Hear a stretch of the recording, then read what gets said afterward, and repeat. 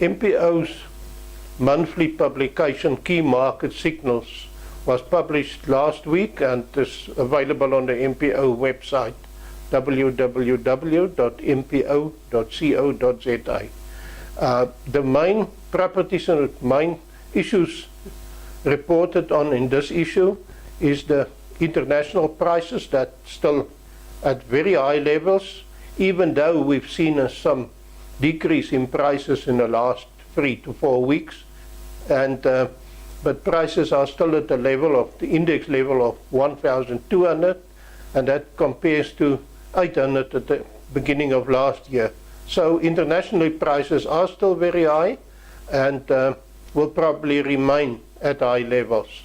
Locally, milk production for the first 2 months of 2014 is about on the same level as last year, although production in February is 0.6% down on last year. This is a worrying trend, and which will probably continue for March and into the winter. A few processors already increased their producer prices to farmers, in some cases quite substantially, and that's positive.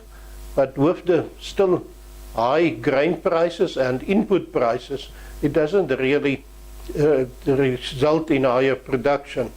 Although we've seen a decrease in maize and grain prices, especially in the prices for the July and longer trends on SAFEX, current prices are still high.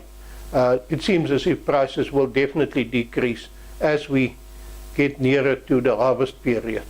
Currently there's a bit of short supply on the grain side, and farmers should just ensure that they have enough grain to tide them over until the May, June, July.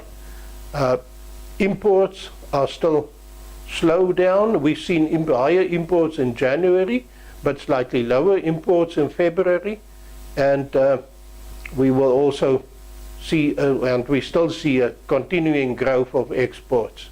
So the total balance in South Africa remains favorable, with pressure on processors to increase producer prices.